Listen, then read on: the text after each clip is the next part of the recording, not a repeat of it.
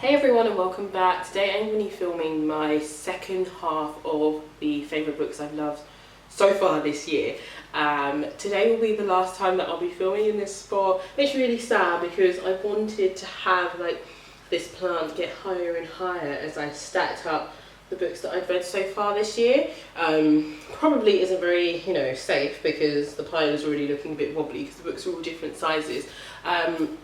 But I am moving, so this will be the last time I film in this space. It also might mean that this video might not go up on Sunday because I don't have any internet, but it's fine. I'll be going to my boyfriend on the Sunday and hopefully I'll be able to upload it then. It's just that his internet's really slow.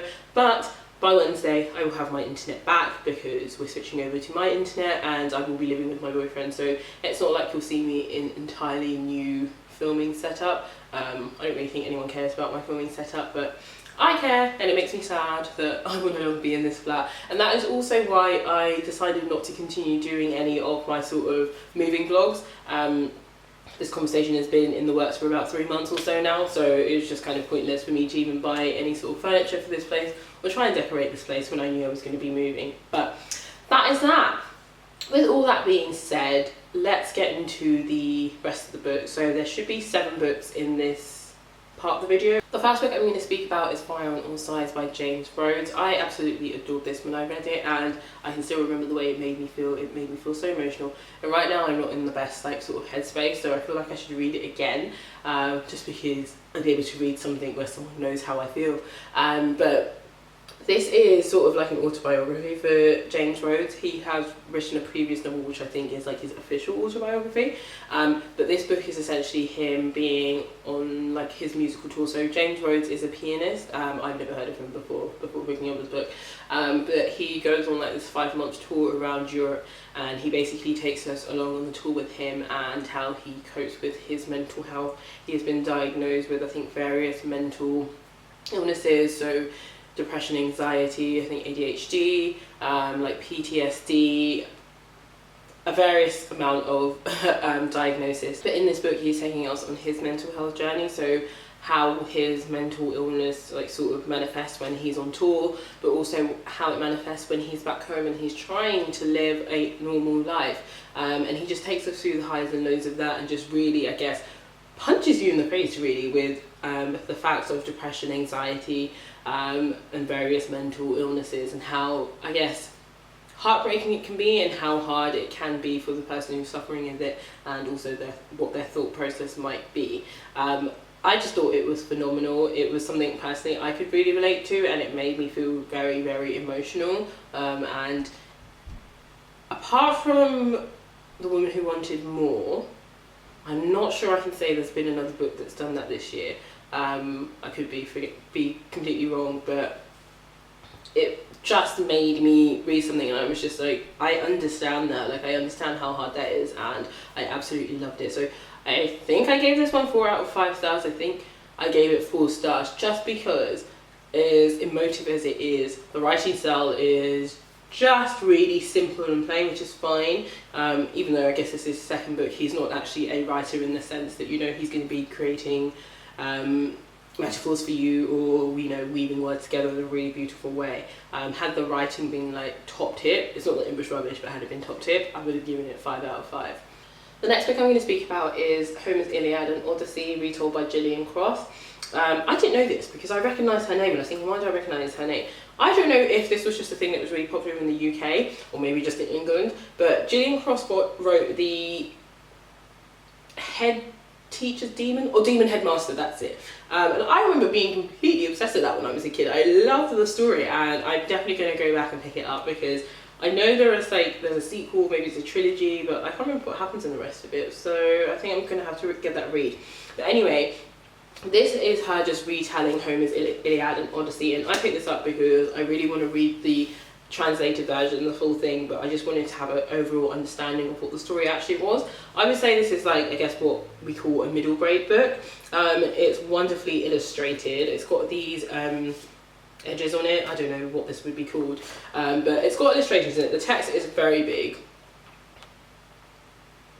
Like, it's definitely made for a younger audience. It's illustrated in some bits, and the illustrations don't really do much to tell you anything, I'm not gonna lie, but it's just nice to have the illustrations there. And you just have pages like this where it's part illustration, part words. And I just think it's really nice to have a cute version like this, but that also tells the tale of what actually happened. More illustrations. I can't remember who this is now. There isn't really much to say about this book other than it's a very simplified version, and that is why I loved it. I thought it still felt like a complete story. I still feel like I know a lot about Homer's Iliad and the Odyssey. I recognise bits of other books that I've read, so the Song of Achilles and Circe in there. I think that's all the Greek mythology I've read, not gonna lie.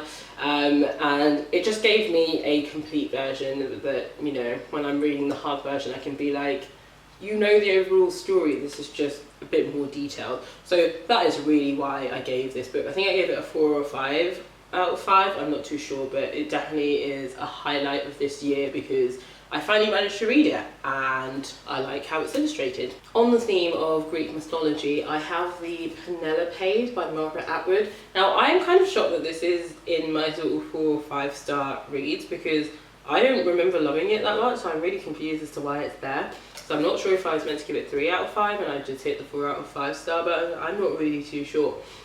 But the Penelopiad is Margaret Atwood's imagining of how Penelope feels. So Penelope, immortalised in legend and myth as the devoted wife of the glorious Asidius, silently weaving and unpicking and weaving again as she waits for her husband's return. Now Penelope wanders the underworld, spinning a different kind of thread, her own side of the story, a tale of lust, greed and murder. This is legit what it says on the back, so we're listening to Penelope while she's in the underworld, looking back at the things that have happened and how she felt about it. I guess the whole thing is with Greek mythology, you never hear the voices of the women, and I know there are a lot of now retellings coming out that are from the women's side of things, so I guess this is sort of the start of the trend, and this is from her version. I didn't dislike this version, I think because I had just finished reading Homer's Iliad and the Odyssey that I just spoke about, and that ends when Asidius returns home. So there is a lot in here that I didn't actually know about what happened, like the murder of the maids and things like that. So it was nice to sort of piece that bit of the story together, but it was also a bit of a spoiler, so I apologise if that was a spoiler for you, but it was also a bit of a spoiler for me because I didn't know that happened. But that's fine because that was sort of, you know, centred on a specific part of the story. So yeah, I thought this was nice. I thought the language in it was really good, and it's broken up by like Penelope telling us her story, but then it's also broken up by songs by the maids, and them sort of singing about what has happened to them. So it's done in a really interesting way, but I don't think I felt that I really loved it. I don't know, I'm gonna have to go back and watch the video in which I spoke about it in, but yeah, 4 out of 5 stars apparently. The next book I'm going to speak about is Half a World Away by Gayle. I lied when I spoke earlier about a book not making me emotional. Half a World Away was the other book that made me super emotional this year.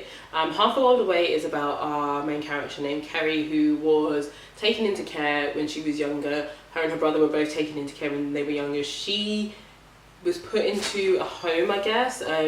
She was never adopted. I think she would just end up in a sort of children's home, whereas her brother was adopted. They both had different parents, so I think Kerry is fully white. She has 2 white parents, and then her brother Noah is half black, if I'm remembering correctly.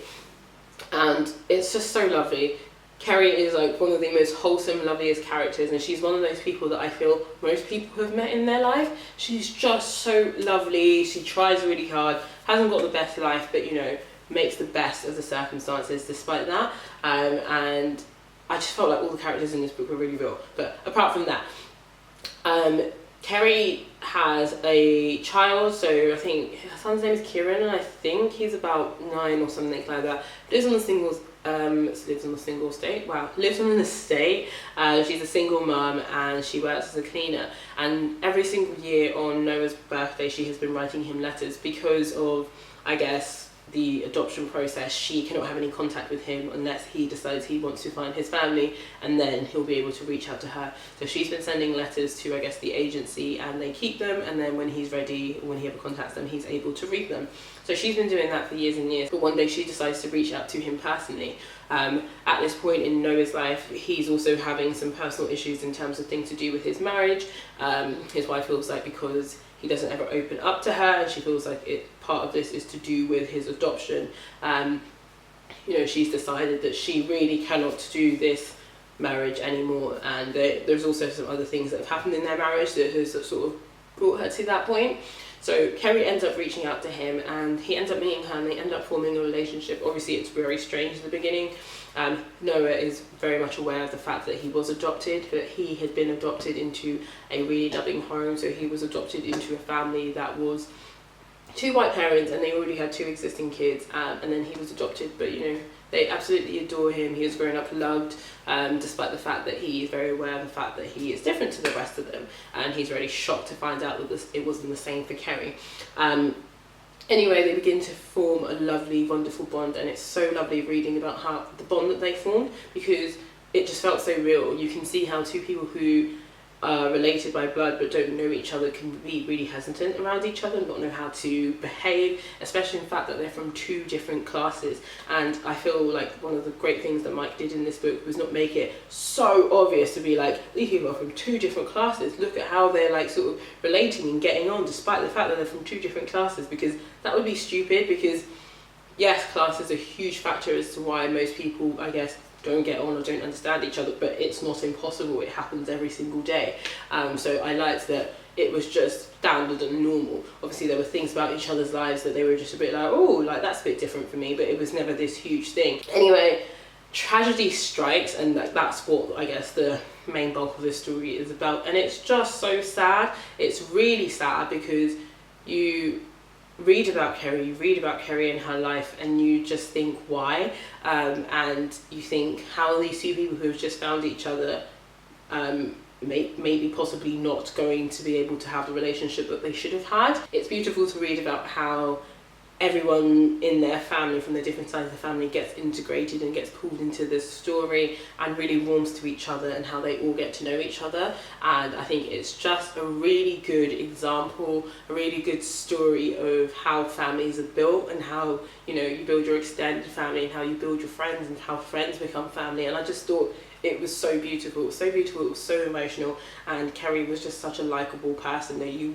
couldn't help but cry, you couldn't help but, you know, really feel for her. I thought the writing in this was absolutely brilliant. I've read a lot of Mike Gayle's stuff before. I think it's more of his newer stuff rather than his older stuff, but this was much in line with the sort of things that I'd read before and the sort of issues he likes to tackle, and I thought it was stunning. Again, a book that was very emotive and made me feel something, and I think that's super important because I can't really remember reading a book like that last year. Could be lying again, who knows. But I absolutely love this and would 100% recommend it. The next book I'm going to speak about is Money by Laura Whateley. I always feel like it cannot be seen okay there. I think it's a little bit better.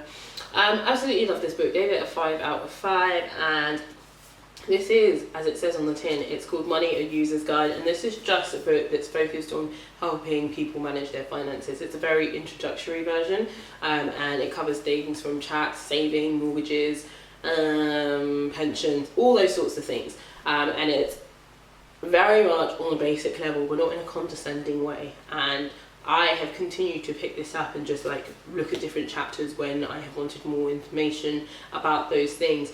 It's very UK focused, more specifically England focused, but it can be applied to Scotland and Wales. There are just a little bit of differences between them in terms of how like savings, or I say savings, how mortgages and those sort of things might work. Just a really brilliant, would it be counted as a self-help book? You know, a really good like guide to helping people, and I found it absolutely invaluable. It was completely worth every single penny.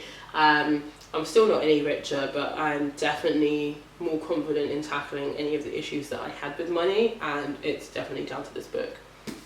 The next book I'm going to speak about is Don't Touch My Hair by Emma Dabiri. I gave this 4 out of 5 stars, and it was such a fascinating read. This book is focused on the subject of black women's hair, and it's completely fascinating. It takes you through the history of, I guess, black people's hair, of the history of like how their hair was sort of seen when they were slaves. Not that all black people were slaves, but you understand what I mean when I say that. And it takes you through the years of how hair care for black people's hair develops. Specifically, a lot of what Emma's talking about is hair that is deemed like 4C hair, or hair that's deemed on the sort of spectrum of 4A, 4B, 4C. If that means nothing to you, I would try and find an image and insert it like here, where you can know what I'm talking about. But a lot of this focus is on America, even though Emma herself is Irish, but I guess because a lot of the influence and things we get come from America. She takes us through the history of some of the big hair care brands in America that now sort of take care of black women's hair. What's interesting about how she takes us through that is also how she takes us through the language that is used to describe black people's hair. The perception of black people's hair has always been about the fact that we need to manage it, that it's kinky, it's this, it's that, it's whatever. And she takes us through how that sort of reasoning and thought process still affects how a lot of black women think about their hair today. And it was completely fascinating. This book was packed with so much research. At times I found it really dense, like I wasn't prepared for it to be so academic, but it was really insightful. She put me onto so many other things that I just had no knowledge about at all. One of my favourite chapters in this book is her talking about hair from Africa and how a lot of African hairstyles is rooted in maths, but without these ladies being like mathematicians or anything like that. She talks about how detailed these hairstyles are and how important certain hairstyles are to parts of Africa, and how that was seen by the Western world that would have come to colonize them as, you know, barbaric or just messy and things like that. So as well as it being really focused on America and how hair was seen in America, she also focuses a lot on hair in Africa, particularly West Africa, particularly Nigeria. But she does feature hairstyles from other African countries. I just love that there's a history on black hair. It's something that black women can read and feel really proud about, but also read and understand why maybe the thoughts they have about their hair exist. And, you know, that it's not just a case of, I mean, it is a case of, you know, I guess, beautifying yourself and validation and things like that, but there's also very deeper issues rooted in there, and I think Emma has researched this piece of work so well, and it's super interesting, and I'm glad to see work like this being done by black women to sort of support us and uplift us, and also just help us see where some of our issues are coming from. The final book I'm going to speak about is Dark Eden by Beckett, and I absolutely love this book. I was so surprised by how much I loved this book. I was enticed. Actually, no, I wasn't enticed. When I started reading it, I was like, what the fuck is this shit? And then I continued reading it, and I was like, this is freaking amazing. This book is about the planet Eden. Eden is a sunless planet, and I think what it is that it gets its heat from the inside of the planet, and there is no light on this planet apart from like these flowers that grow on the tree, and that's what provides the light on this planet. We are introduced to the family, and the family are the descendants of 2 people who landed on this planet. Well, actually 5 people who landed on this planet, but these are the 2 who decided to populate this planet. And they are 2 humans from Earth, Angela and Tommy, and this family is a descendant of them. So it says here, you are a member of the family, one of the 532 descendants of Angela and Tommy. And in this book we follow mainly John Red Lantern, but we also follow other people, or other teenagers really, who are members of this family. The reason why John Red Lantern is so important is because he is the one that essentially kicks off the fact that there is going to be like more than one family essentially. The family have it in their heads that the people from Earth are going to come and rescue them, so they need to stay in the place that they are. They need to continue living, you know, populate this planet, but Earth will come back for them, and therefore they can't go anywhere else on this planet. They cannot explore this planet anymore. John is about 17 or something like that. It doesn't ever really say. They call them new hairs in this book. And John is sick of their shit. He's just like, if we stay here, we will die. We cannot keep having all these people in this area eating food, all this food. Like, we will run out of food and we will die. And he's just got itchy feet and he wants to explore. He clearly has a keen eye for like exploration and also innovation, and he just sees that there is so much more that they could be doing. And it's really interesting to see, because what this book pulls out is the fact that how does a population of people survive? Like, what needs to happen in order for a civilization, a population to grow and expand and learn? Do you still keep on doing the same things that you do? So there's this thing that the family have, they have this thing called an anniversary, but it's spelled differently. Obviously we know what an anniversary is, where every single year they bring out the sort of mementos from Earth and they look at them. But it's very interesting because it's that behaviour that's kept them sort of in the place that they are, and it's that behaviour that means that they don't change. Anyway, John is sick of their shit, and through like a series of events, he is kicked out of the family and he is sort of outcast, and he has to live on the outskirts by himself. He can never come back into sort of the family area and hunt like they do, or in their same space.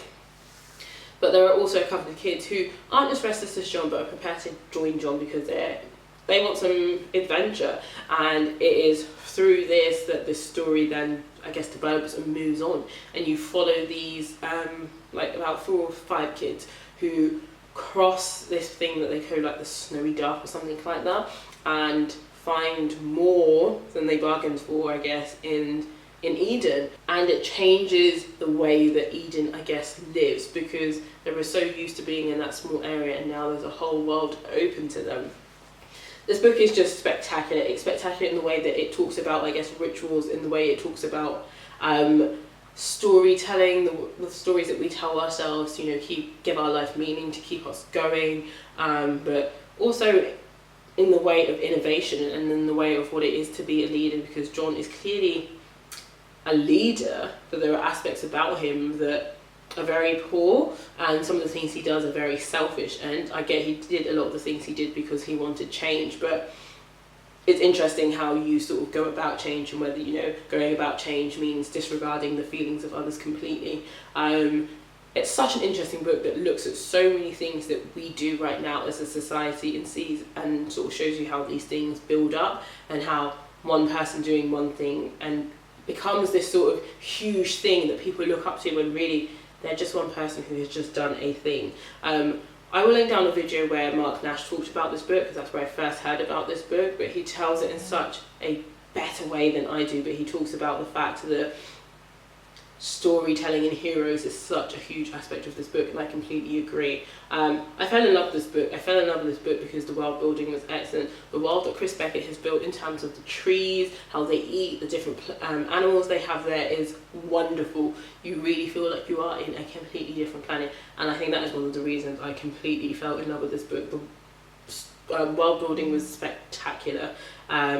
And yes, I completely adore this book, and this book is part of a trilogy, and I have read the other 2 books in this. Not as good as this. This is by far the best book out of the trilogy, but also by far one of my favourite books that I've read so far this year. So that is it for this video. I feel like this video is really, really long. I'm really intrigued to see what my favourites will look like in December. I feel like my reading habits have changed, the genres that I read have changed, and yeah, I feel like it's changed for the better. But that is it for this video. I'm hoping this video will be able to go up on Sunday. If not, it will go up during next week. Next week is a hectic week for me, but you will see a video from me. But I will see you in my next video. Bye.